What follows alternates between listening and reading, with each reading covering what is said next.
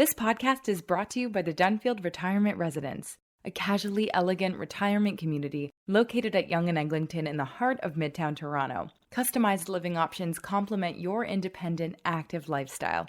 Learn more at thedunfield.com.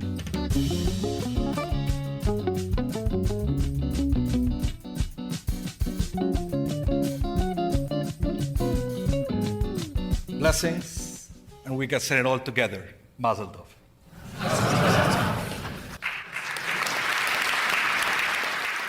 That's what it sounded like a few weeks ago in the Manitoba legislature as Anita Neville was sworn in as the province's new lieutenant governor.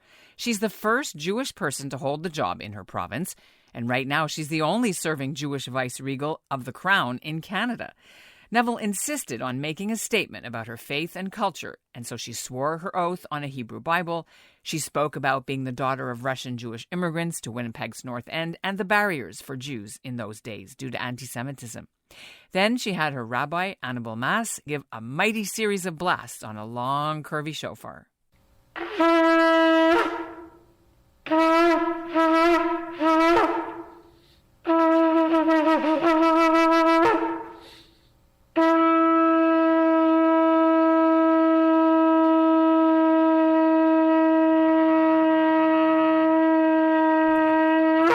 Neville served as school board chair, then as a Liberal MP in Winnipeg South Centre for 11 years.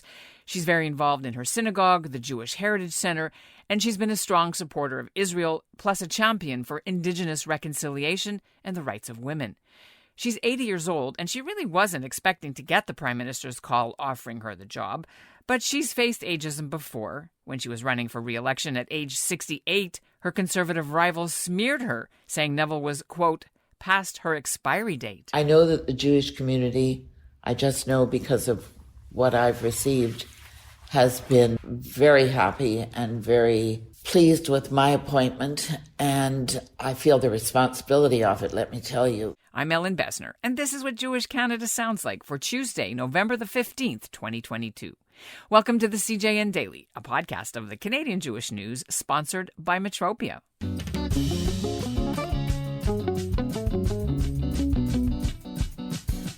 Later today, Tuesday, Anita Neville will find herself in the spotlight as the rookie lieutenant governor reads the Conservative Party's speech from the throne to mark the start of a new session in the Manitoba legislature. She admits it's a big learning curve as she figures out what's expected of her and how she can put her own stamp on the office, and that includes installing a mezuzah when she moves into the century-old government mansion in Winnipeg. Coming up, we'll chat with Neville about why she took the job, even though she wasn't first choice. Stay tuned right after this message. Did you know April 2023 is Israel's 75th anniversary? In honor of this huge milestone, UJA Federation of Greater Toronto is planning an epic trip to Israel, and all of Canada is invited. Israel's anniversary, Yom HaAtzmaut, is a one-of-a-kind experience. Streets are filled with parties, fireworks, music, and dancing. On UJA's Israel 75, you'll get to join the celebration. 75 is not a regular anniversary, and Israel 75 is not your typical trip. You'll get a truly unique experience of the country, no matter how many times you've been before. With 10 specialized tracks, you can create an itinerary that is totally personalized, whether you're a foodie, an adrenaline seeker, a TV buff, or politically minded. The best part? You can mix and match tracks on different days. Embark on a thrilling adventure one day and a culinary experience the next. Let your own interests be your guide and experience everything Israel has to offer. To learn more about the trip, visit ujaisrael75.com. That's ujaisrael75.com. And joining me now is the Honourable Anita Neville from Winnipeg. It's great to meet you. Congratulations. I have to call you Your Honor now. 2.5 weeks ago, we didn't. So it's all fresh.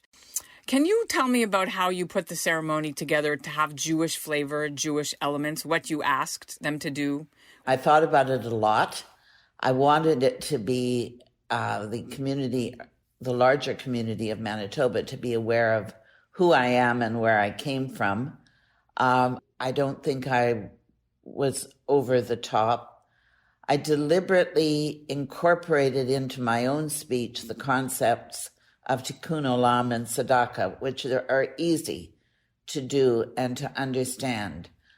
In my own speech, I gave a little bit of a history of where I came from, without, I think, being too much in one's face about it. There was no question in my mind that when it came time for an invocation, that I would ask the rabbi of my synagogue to do that. And he did, and as you're probably aware, he blew the shofar. And I was a little anxious about that, to be perfectly honest, but it was quite magnificent. I watched it. Why do you be anxious about it? Because everyone's worried when people don't blow shofar clearly and then it looks bad, or another reason? No, I didn't know how it would come off. I really just didn't know how it would come off. He did a magnificent job. You know that blowing a shofar is not an easy task, and he did it beautifully. He spoke beautifully, and I think he brought honor to the ceremony and certainly to the community. Was there anything else you wanted in the ceremony? My two concerns with the ceremony is that there be some Jewish content and that there be an Indigenous content, which had not been done in the past in Manitoba, as far as I could tell. We had originally intended that there be another woman drumming, and she became ill that morning. So we had an elder who did bring a drum, and she was great. They called you Auntie in her speech, the invocation from the Indigenous participant. So what went through your mind? I know Elder Laramie from a very long time. I hadn't seen her for a very long time. I was quite stunned because to use the term auntie for a non-Indigenous person is very meaningful and very powerful. It was very moving for me. Well, one of the things that we should talk about is your mandate, of course, before you got into this job, was very heavily involved with truth and reconciliation, of course, missing and murdered Indigenous women and girls. Where do you see your role in continuing this work now that you're sitting in the vice-regal chair there? It's interesting that you ask that because I'm thinking about it a lot. I said in my installation speech, and I mean it, I don't want to be prescriptive. I want to talk to some of the people I know in the community, both men and women in the Indigenous community. The role of the Lieutenant Governor, as you're well aware, is not political, but it does provide an opportunity and a forum to bring people together and to exchange ideas. I want to talk to young people, both Indigenous and non-Indigenous, to see how we can marry their concerns and their interests, if that's possible. So I'm really just feeling my way right now. I want to talk a bit about the fact that your ceremony came just days before something very significant. I'm sure you know where I'm going with this, for the Jewish community of Manitoba. And the Premier Stephenson declared, and they did adopt the IHRA definition of antisemitism. Was you involved at all in that behind the scenes? Not at all. And what signal does it send in your mind? I don't know that it was a particular signal related to maybe I'm being naive, to my installation. I think it is something that the government was probably considering, as most governments across the country have been. I was pleased to see it. I've been very involved with the Jewish Heritage Centre of Western Canada, and as you may know, the executive director there has been very involved in the casting and promotion of that. So from that perspective, I was very pleased, but I was just pleased to see it happen. So to have a Jewish LG now and the IHRA definition, it's a big step. For the Jewish community, it is a signal of positive acceptance, integration, not that it wasn't there before, but it's a kind of stamp. It's like getting a check mark. I was going to ask you about being such a public figure now with rising anti-Semitism. What worries do you have about being a target now? Do I worry about it? It's not top of mind of my worries, but it's something I think about and wonder about. Certainly as an MP, I had not a lot, but I did have some instances of hate mail and some unpleasant instances. It wasn't widespread, but I had it.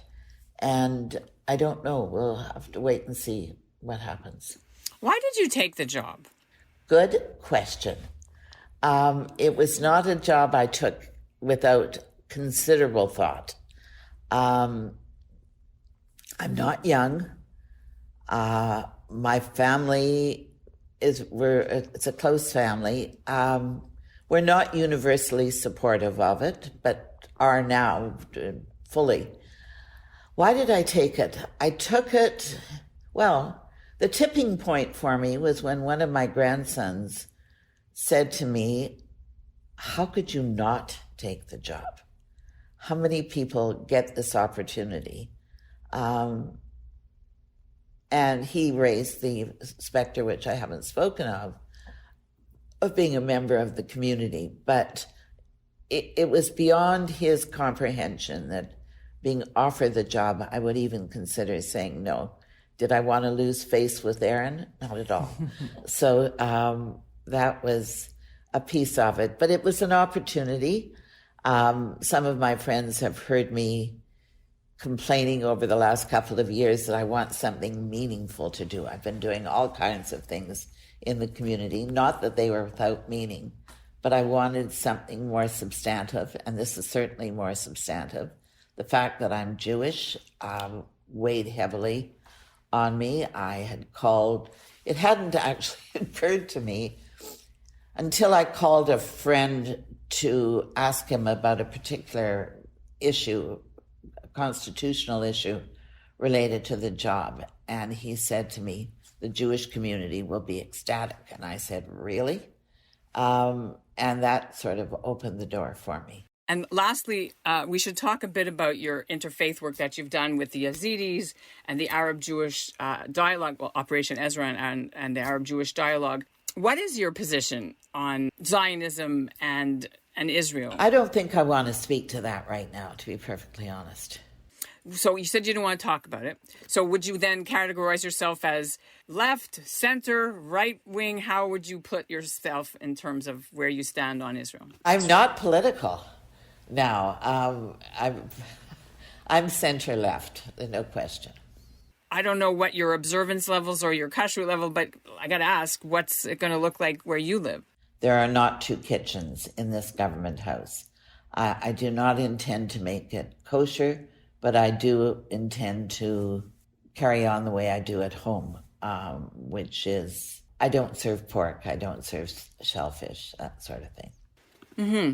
And are you going to have like days off if it's Rosh Hashanah? You won't be working. Are you going to be observing any of that stuff? When I was first appointed, a friend of mine called immediately and said, oh, great to have the break fasts there. So we'll see. And that's what Jewish Canada sounds like for this episode of the CJN Daily, sponsored by Metropia. Integrity, community, quality, and customer care. Today's listener shout-out goes to Darlene Horlick in Toronto. She loved our interview with David Frum about the U.S. midterm elections. And we'll end with a little more of what makes Anita Neville tick. She's a volunteer with the Jewish community's Operation Ezra committee in Winnipeg. They raise money and they sponsor Yazidi refugees to come live in Canada. So in between preparing for Remembrance Day and a rehearsal for the speech from the throne, Neville went to be at the Winnipeg airport on Thursday to welcome a Yazidi teenager, 12-year-old Ayad al-Hussein. He was only 5 when ISIS captured him and his large family in Iraq in 2014, when the Islamic State set up a caliphate in the area. Many Yazidis were massacred or forcibly made to be soldiers. Yazidis are not Muslims, and ISIS wanted them to convert. It's taken Operation Ezra and the local Yazidi community nearly 3 years to get Canada to process the paperwork to bring Ayad here. He was reunited with 2 of his surviving sisters. They hadn't seen him in 8 years. No one has heard from their parents or most of the other members of their family. Here's a bit of the emotional reunion when Ayad arrived Thanks to CTV News for the audio. And following work by a multi-faith coalition and the Canadian Yazidi Association, this family is now reunited. He says it still feels like a dream and doesn't really feel real yet. The Dunfield Retirement Residence offers customized living options to complement your independent, active lifestyle. Welcome home. Welcome to the Dunfield. Visit us at thedunfield.com to book a personal tour.